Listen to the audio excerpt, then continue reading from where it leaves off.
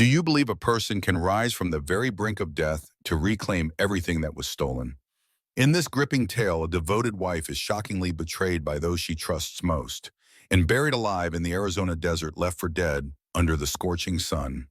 The outcome seems hopeless until an unexpected hero, a solitary cowboy, appears and unearths her just in time. What follows is a thrilling quest for truth and justice that will challenge loyalties, expose deep corruption, and ultimately prove the unstoppable strength of survival.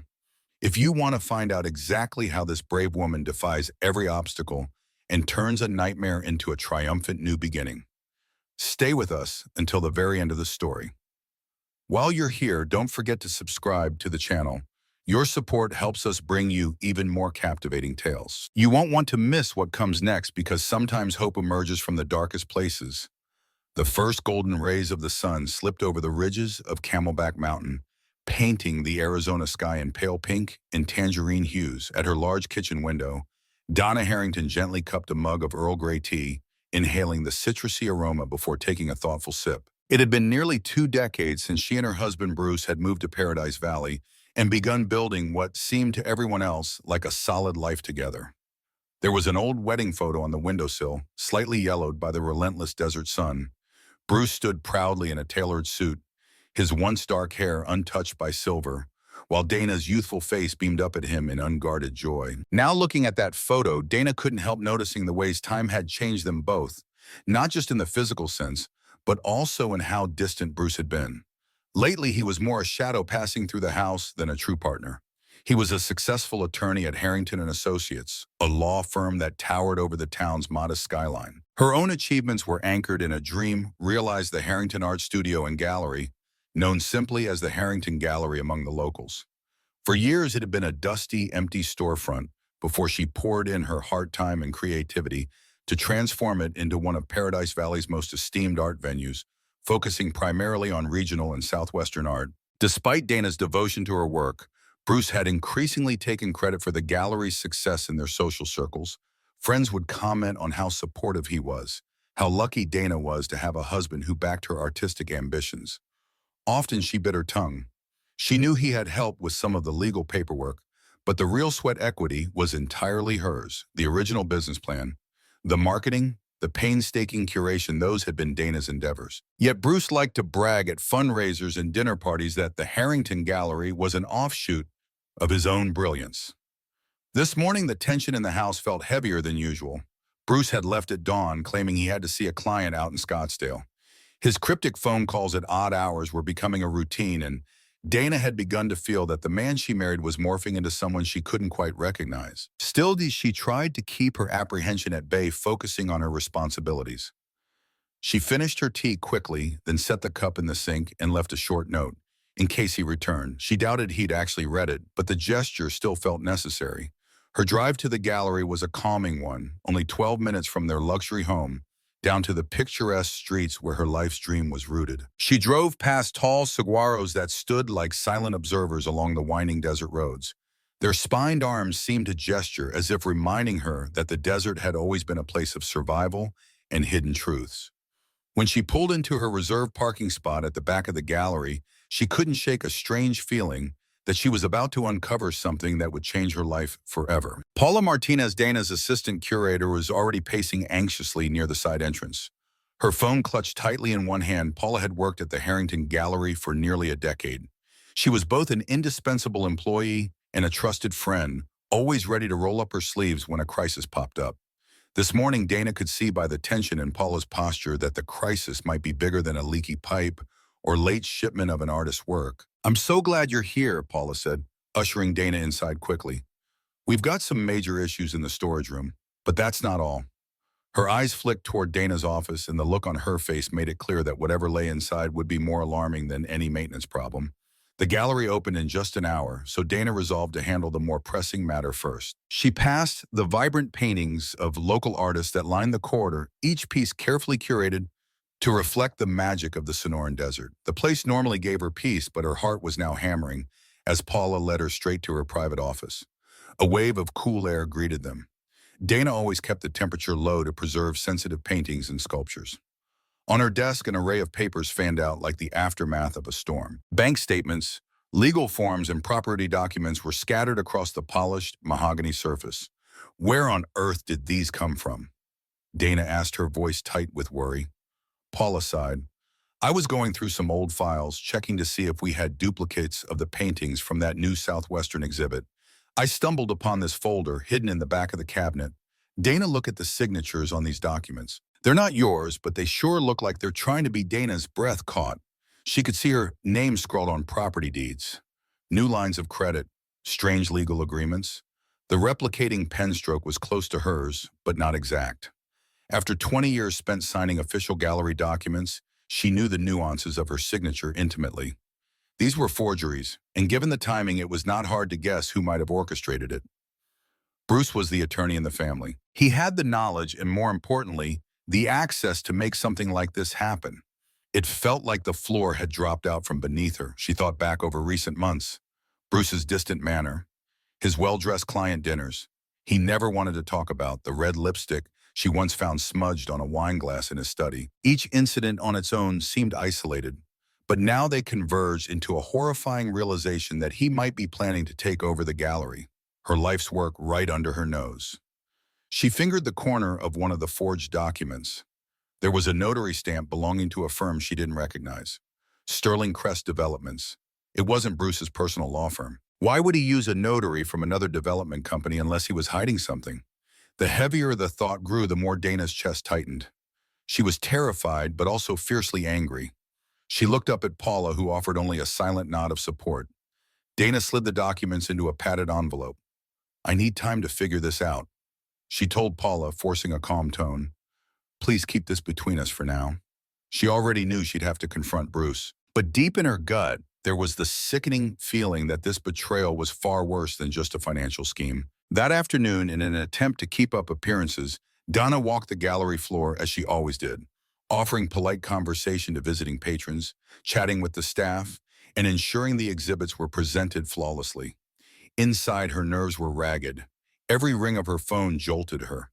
Every passing moment tightened the coil of dread in her stomach. As she headed into a small side office to return a call, she spotted a business card on her main desk, leaning against a bronze sculpture for emphasis. The card read, Alma Sinclair, Executive Developer, Sterling Crest Developments. The edges were glossy with a faint smear of deep red lipstick in the corner. It felt almost like a claim of ownership, bold, careless, and unmissable. It was the same shade of lipstick that she'd once seen on a wine glass in Bruce's study when he claimed some exuberant client had greeted him with a too affectionate hug.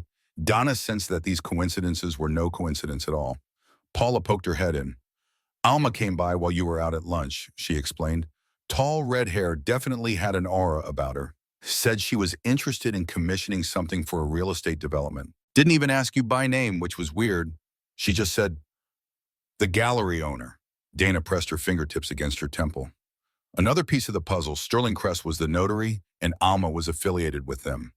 Now this card had landed here in a way designed to get her attention.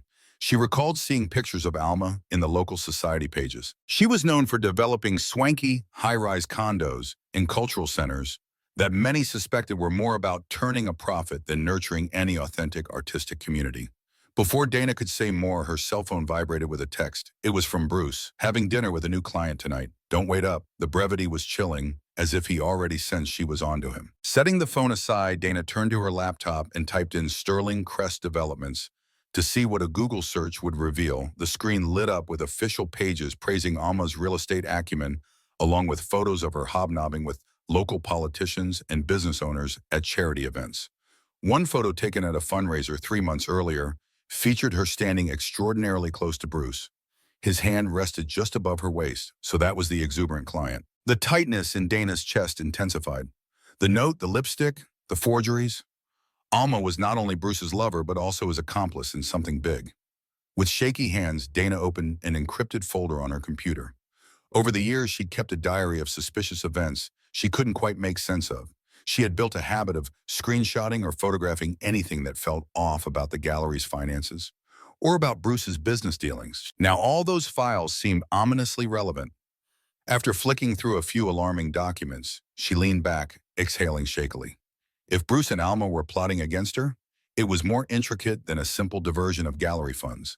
The scale of the forgeries hinted at property deals, expansions, and possible control over an entire district near the gallery. Perhaps her Harrington Gallery was the final puzzle piece in a grand plan to reshape the local arts district for enormous profit. Dana felt fury welling in her mixed with heartbreak. She had invested 20 years of love and labor into this gallery.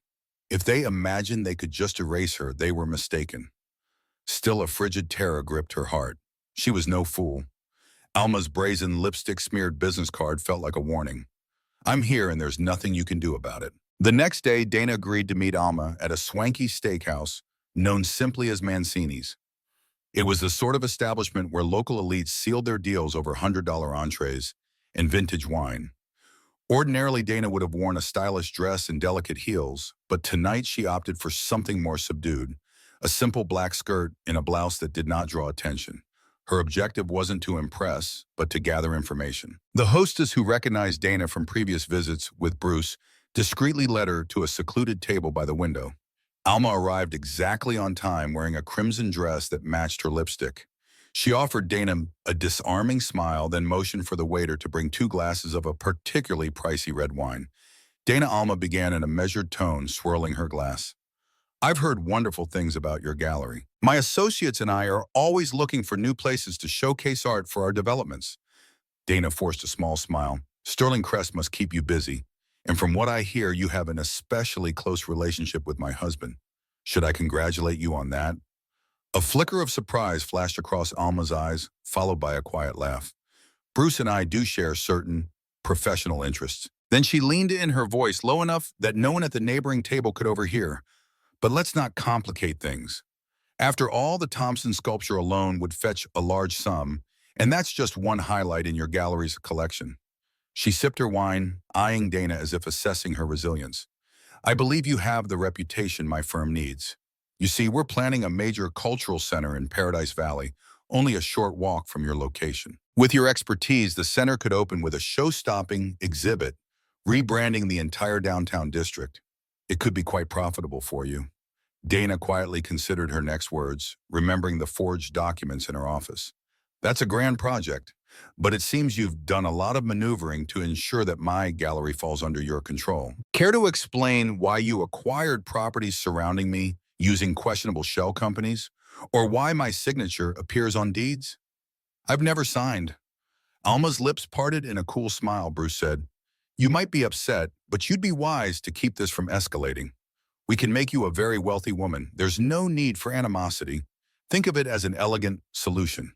You collect a fortune and step away gracefully from the daily grind of running a gallery. Dana felt her face heating, but she kept her voice steady. That gallery is my life's work, not some commodity to be flipped for a quick profit. Alma's gaze hardened, and for the first time, Dana glimpsed the true extent of her cunning. Listen, Dana, men like Bruce want bigger victories. He told me how neglected he felt, that you'd become more obsessed with your canvas and sculptures than with your marriage. You were the one who introduced him to the art world, ironically making all of this possible. The words cut deeper than Dana would have expected, but she steadied herself. You underestimate what I've built and who I am. Alma let out a nearly silent scoff. No, I think you underestimate the lengths we're prepared to go. Remember, if you resist, you'll face fraud allegations, debt, and public humiliation. But if you cooperate, it can end nicely with a pile of money and your dignity. Donna stood, placing her napkin on the table. Thank you for your candor. Now at least I know exactly what I'm fighting. That evening, as she drove home, Dana's pulse roared in her ears. Alma had openly admitted their intentions. Fear and fury warred inside her. One thing was certain. She had to protect herself and her beloved gallery from whatever Bruce and Alma planned next. Dana reached the Harrington home just before midnight. The normally comforting silence of the house felt menacing now, and every creak of the floorboards raised her hackles. She found Bruce in the study, illuminated by the glow of a green banker's lamp, his face a mask of feigned composure. A glass of amber whiskey rested near his hand, half empty. Working late, she asked, her voice echoing faintly in the high-ceilinged room. Bruce glanced up, the usual flicker of warmth absent from his eyes. I'm drafting an important contract. Shareholders meeting tomorrow. You know how it is. She shut the door and moved closer, crossing her arms. Did you really think I wouldn't notice what you and Alma are up to? She couldn't conceal the tremor of anger in her tone. Those forged documents. The property transfers in my name. He set his pen down slowly, feigning confusion. What are you talking about? Don't play innocent, she snapped, lowering her voice so it wouldn't carry through the house. I have proof. Fake signatures, notary stamps from Sterling, crest all pointing back to your real estate deals. And let's not forget the little dinner date you omitted. I met your partner in crime, by the way. Bruce leaned back, exhaling a theatrical sigh. Dana, you've misunderstood. The gallery is floundering, but you're too attached to admit it. I arranged a bailout. It's that simple. That's a lie, she replied, shaking her head in disbelief. The gallery's books are transparent. We've turned a profit every quarter for the past 3 years. So if you're looking to sell it off behind my back. He stood abruptly, looming over her. The memory of his once kind nature felt like a distant dream compared to the harshness in his features. My name's fine. You want the truth? Alma and I have big plans that include the entire arts district, not just your little gallery. We're both stepping onto a bigger stage. I needed your assets to secure a more lucrative deal. End of story. Dana took a step backwards, stunned by how openly he admitted it. You'd stoop to this level. Steal from me, from your wife of 20 years. He waved a dismissive hand. You'll be compensated and you'll be free from the burden of running that place. Your arrogance is nauseating, Dana managed, her voice shaking. I won't go quietly. Bruce let out a cold laugh. We'll see. Think about your reputation, your finances. If you make a public scene, how do you think it will end? I'm a respected attorney and Alma has the entire city council in her pocket. You want to fight a losing battle? He turned away and picked up his glass, swirling the whiskey as though the conversation bored him. Dana felt a pang of fear, realizing he was confident in his control. He had likely spent months, years, maybe building alliances. That old photo on the windowsill. The bright-faced couple they used to be seemed to mock her now. Quietly, she backed out of the study, not wanting to escalate things to the point of physical confrontation. But the moment she closed the door behind her, she pressed a hand to her stomach, trying to quell the nausea. She had a painful realization Bruce would do whatever it took to protect his interests. The man who once promised to love her forever no longer existed. Or if he did, he was buried beneath a need for power she couldn't comprehend. In that moment, she understood that her next move was crucial.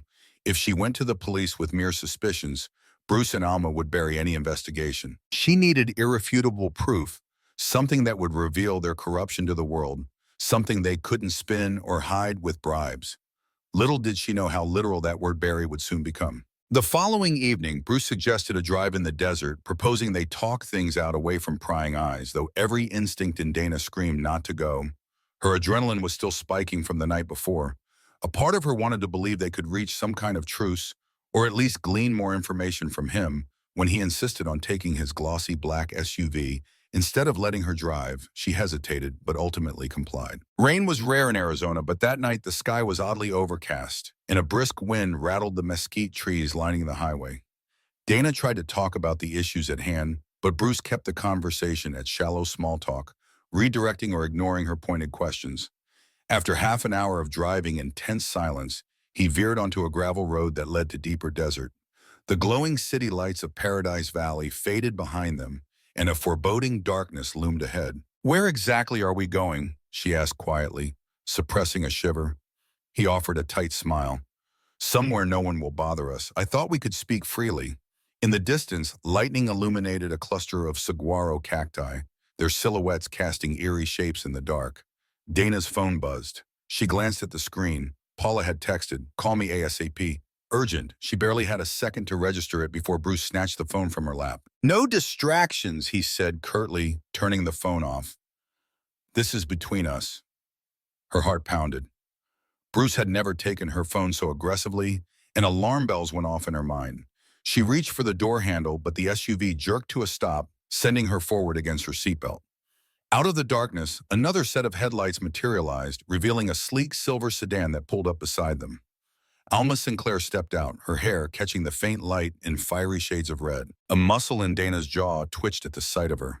She didn't have time to protest before Bruce grabbed her arm and yanked her out of the SUV. What the Dana struggled to remain calm, but panic surged like wildfire. Alma opened the sedan's trunk. Dana's eyes widened in horror when she saw a shovel along with a canvas bag and coil of rope. Let's not drag this out. Alma said, her voice reverberating with a chilling finality. We offered you a way out, Dana. Instead, you had to make it complicated. Dana fought to free herself from Bruce's grip, her nails digging into his arm, but he held on. Alma handed him the rope, and he swiftly pinned Dana's wrist behind her. Tears of rage streamed down Dana's cheeks. This was worse than any scenario she had imagined. They planned something far more sinister than forging documents. They intended to eliminate her entirely. In the wild swirl of fear, Dana screamed, but the wind carried her voice across the desert emptiness. She kicked at Bruce's legs, but his build dwarfed her attempts at defense. Alma, wearing a smug expression, began to dig in the hard-packed sand, her movements quick and efficient. The horrifying realization seized Dana. They were digging a grave for her. She let out another scream which came out raw and ragged. Bruce clamped a hand over her mouth, muffling the sound. No more of that, he growled. It's over, Dana. Time blurred as they forced her into that shallow pit, sand filling her mouth, choking her attempts to cry out.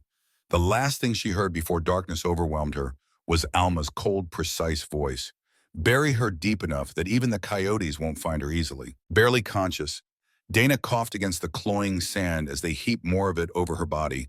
She felt the crushing weight on her legs, her torso, then her chest. The air grew thin, a stifling heat sealed around her face. She managed one last panicked breath before the final push of earth buried her completely. The darkness was absolute. It was a new kind of horror, suffocating, claustrophobic. In those first seconds, she could still hear muffled sounds above the scrape of a shovel, Bruce's grunted effort, Alma's whispered directives. Then even those faded to silence, alone in total blackness. Dana struggled to move. Her arms were pinned to her sides. If she flailed, more sand would collapse into the small pocket of air around her face. Already flecks of sand clung to her lips, threatening to fill her throat. She had a flash of memory. A childhood panic attack, the soothing voice of her mother telling her to slow her breathing to focus on counting.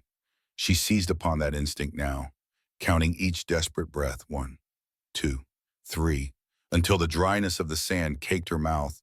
Her heart pounded, and her ears rang with an internal roar, just when she thought she could hold on no longer. Faint vibrations reached her from above, like gentle thumps against the desert floor. Through the swirling madness in her mind, she realized it might be hoofbeats. In the near vacuum of her makeshift tomb, it felt like a small miracle. Then came a pause, followed by more frantic crunching noises. Someone was digging. Hope flared through her like a wild blaze. She tried to scream, but only a soft moan escaped her. She coughed painfully as a handful of sand tumbled against her cheek. The shoveling sound intensified, accompanied by someone's urgent breathing. A moment later, the first cascade of air rushed over her face as sand was brushed aside. She gulped in oxygen, eyes shut tight. A steady male voice cut through her terror. "Hang on, I'm here," it said. "Don't move too much or the sand will collapse again."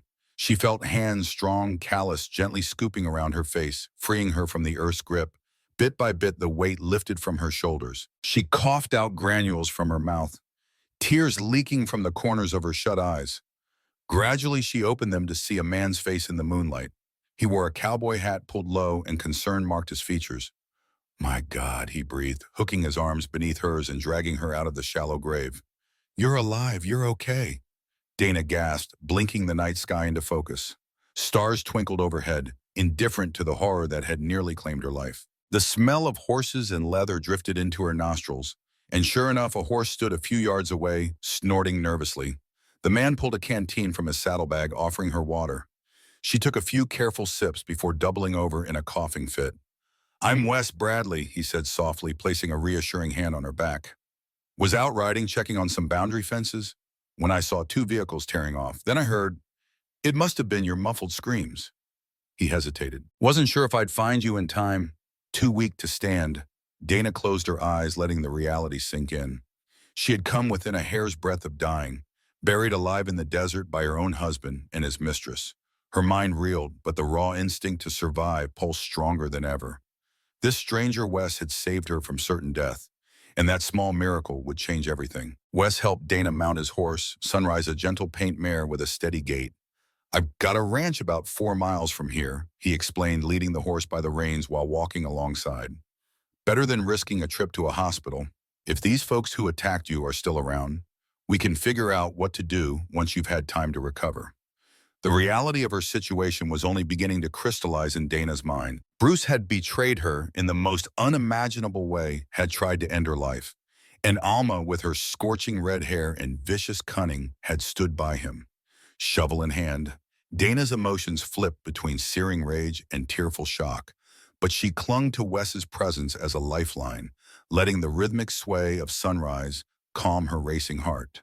The trek felt longer than it was, each movement reminding her of bruises and cuts inflicted during her frantic struggle. Eventually, the desert landscape parted to reveal a modest ranch house with a wraparound porch and a lantern glowing by the front door.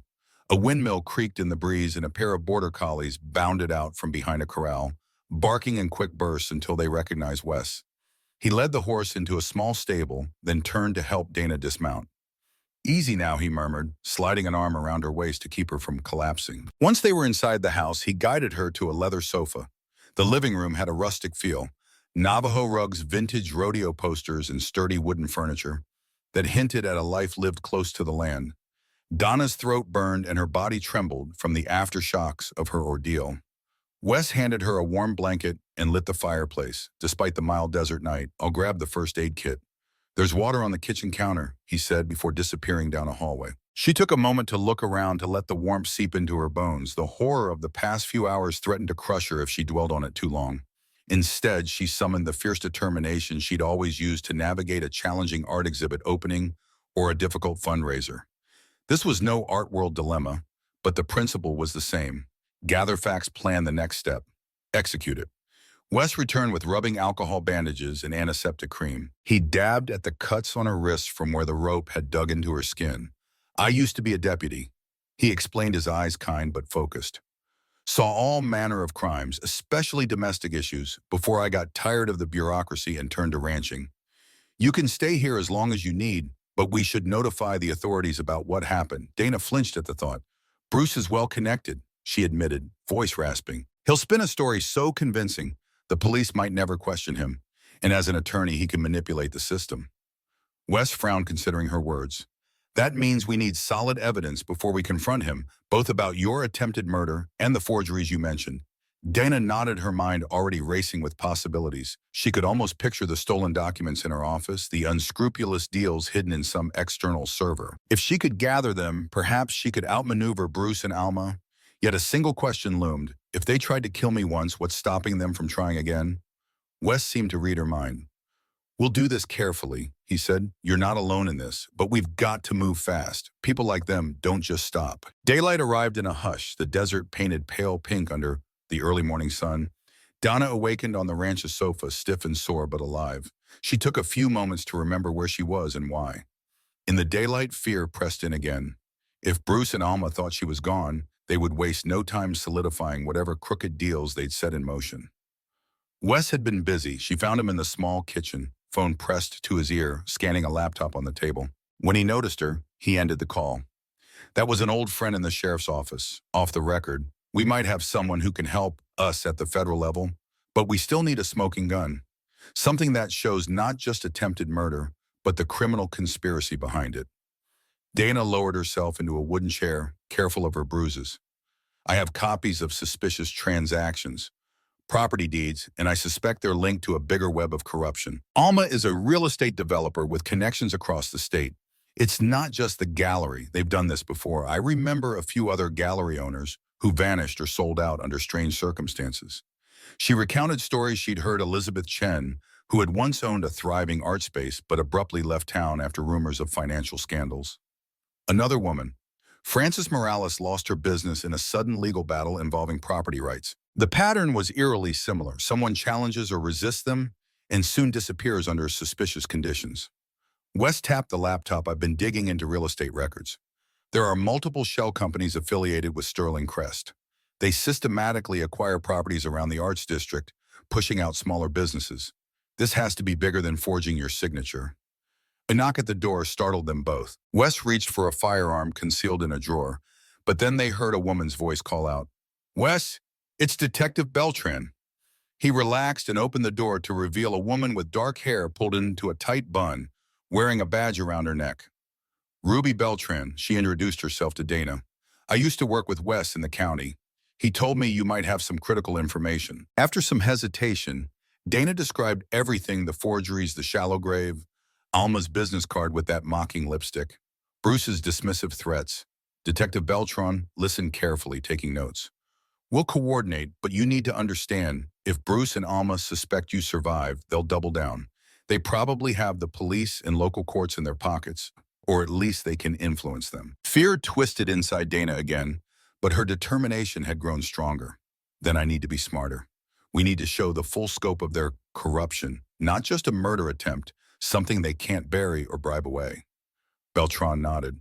We may be able to get the FBI's art crime unit involved, especially if there's an interstate or international element to these property deals and potential stolen artifacts that would strip local cronies of jurisdiction. Dana's mind spun with possibilities. Alma and Bruce were obsessed with acquiring the Thompson sculpture from my gallery. It's worth $500,000 at least. If they're forging provenances, they might be laundering stolen art on a much bigger scale. A plan began to form in her mind, one that would involve carefully re-entering the world she had just been forced out of her own gallery to gather every shred of evidence. But the memory of being buried alive haunted her. She knew stepping out of this safe haven could be a death sentence if she made one misstep. Wes placed a steadying hand on her shoulder.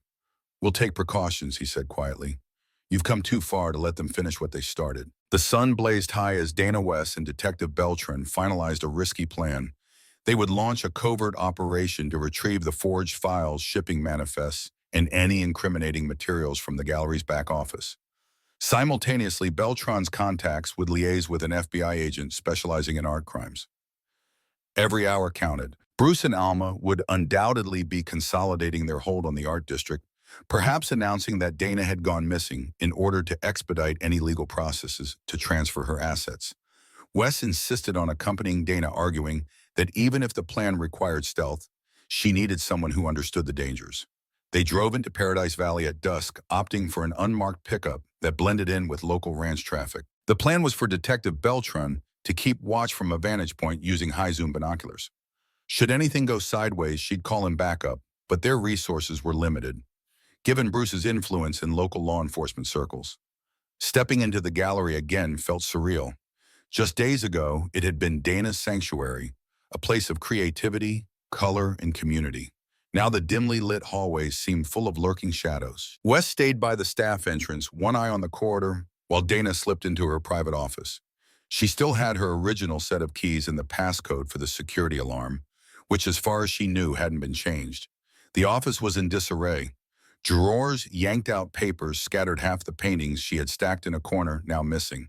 An acrid smell of cigar smoke lingered a scent Bruce hated, but which Alma had mentioned savoring on special occasions. Her stomach twisted at the thought of Alma or Bruce rummaging through her personal space. Dana crouched by a locked filing cabinet, her hands trembling as she inserted a small key. Inside lay a variety of documents she'd meticulously organized: property deeds, shipping records, and most crucially, an external hard drive with backups of financial data. She stuffed the entire trove into a large satchel. Heart pounding, she flicked through the top files. They contained copies of memorandums, naming Alma's sterling crest and referencing international acquisitions. It was more far-reaching than she had imagined. Outside thunder rumbled, though no rain fell, just the monsoon season's restless energy crackling in the air. A text came in on her phone from Detective Beltran. Red sports car just pulled up. Alma, possibly armed security with her. Dana's breath caught. She and Wes had to leave immediately.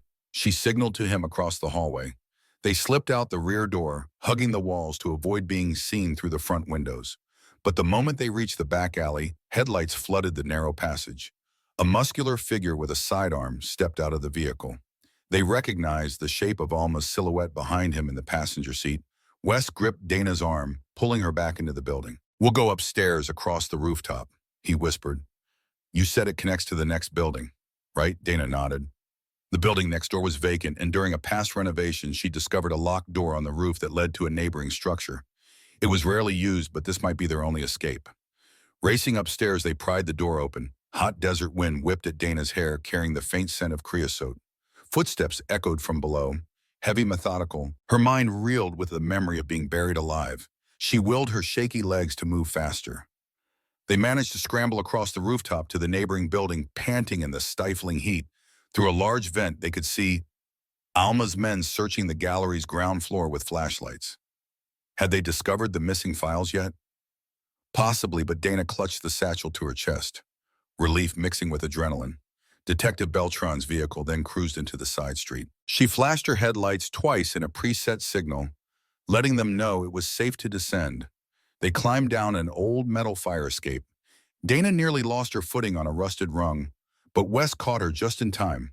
Once they reached the pavement, they sprinted to Beltran's SUV and dove inside. "Did you get it?" Beltran asked urgently, pulling away from the curb. Dana heaved a breath. "I got everything, files, the hard drive. Enough to bury them legally, if not physically." Wes exhaled, glancing back at the darkened silhouette of the gallery. "Then let's make sure we use it. We've got to end their grip on this town, Dana, once and for all." Beltran nodded, accelerating onto the main highway. In the distance, flickers of lightning illuminated the jagged outlines of the mountains. It felt like nature itself was reflecting the tumult in Dana's heart. She'd barely escaped with her life for the second time, but she wasn't a victim anymore. With the evidence tucked securely in her arms, she realized that every second spent trembling in fear was another second Bruce and Alma could leverage their power. She refused to allow that any longer. In the weeks that followed, Detective Beltran and the FBI's art crime unit worked in unison to build a watertight case. Dana's evidence proved crucial: detailed ledgers showing Alma's involvement in forging official documents, shipping records that linked Sterling Crest to questionable international art acquisitions, and half a dozen testimonies from other property owners coerced out of their businesses. Meanwhile, Bruce Harrington took to the local media, feigning ignorance about his wife's disappearance and painting her as emotionally unstable. Alma stood beside him at press conferences, wearing black to feign concern, yet with a federal inquiry looming, their confidence wavered. Whispers spread around Paradise Valley that the Harrington law empire might be a house of cards. Wes kept Dana safe at his ranch, where she received daily updates from Beltran. In that space, she reclaimed a sense of self. Between calls and legal consultations, she found moments of calm brushing down Wes's horse, sunrise and watching pastel-hued sunsets from the porch. An unspoken bond formed between her and Wes, forged in the heat of a life-and-death struggle. The night of Bruce's arrest arrived with a hush of inevitability. As he emerged from a steakhouse, two federal agents approached him. Within minutes, he was in handcuffs, indicted on charges ranging from attempted murder to large-scale fraud. Alma proved more elusive. She tried to flee, but a tip from an airline employee alerted the FBI. They intercepted her at the airport, discovering that her luggage contained priceless artifacts suspected to be illegally smuggled. Donna watched from a distance, uncertain if she should feel relief, vindication, or sadness over her husband's downfall. The man she had loved was gone long before he ever attempted to kill her. By the time he stood in front of a judge, he was just another cold figure in a suit. The FBI's overwhelming evidence left him little room to maneuver. When the trial finally came, Dana stood in the witness box, her posture steady. She recounted the day she discovered the forgeries, the betrayal she sensed in Bruce, and the horrific moment she was dragged into that shallow grave. There was a hush into the courtroom when she described clawing at the sand, running out of air, and how Wes's timely intervention saved her. Bruce stared at the floor for most of her testimony. At one point, he looked up, his eyes glancing over Dana like she was a stranger. Beside him, Alma radiated a cold anger, as though she still believed she could talk her way out of it all. But the mountain of evidence buried them. The jury deliberated swiftly, returning guilty verdicts on nearly every count. Paradise Valley breathed a collective sigh of relief as news of the convictions spread. Other victims came forward, revealing how they had been coerced or threatened. The entire art district was rocked by revelations of the elaborate scheme behind Alma's projects, which had used cultural centers and investment properties as fronts for illicit money. In the aftermath, the Harrington Gallery remained in Donna's name, though she chose to rename it New Dawn Arts Collective, symbolic of both her personal rebirth and the community's renewal. She and Wes began working on a dedicated exhibit to celebrate local artists who had suffered under the old regime, showcasing resilience and integrity.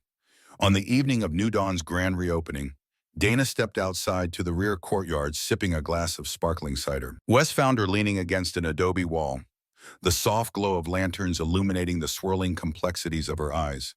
He gently placed a hand on her shoulder, and she turned to meet his gaze full of warmth and gratitude. "You're free now," he said, "free to create, to live. No one can bury the truth anymore." Dana smiled, the desert night air clear and full of promise. Yes, she whispered, lacing her fingers through his.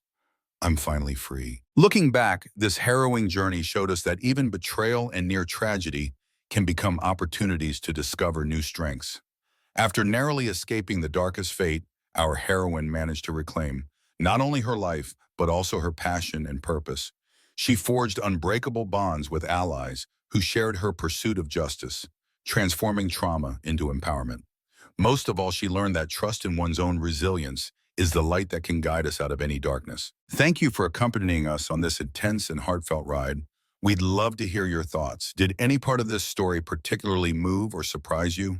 Share your opinions in the comments below so we can discuss. If you haven't already, please subscribe to the channel for more dramatic and inspiring stories. After all, it's in these moments of adversity that our true selves shine the brightest.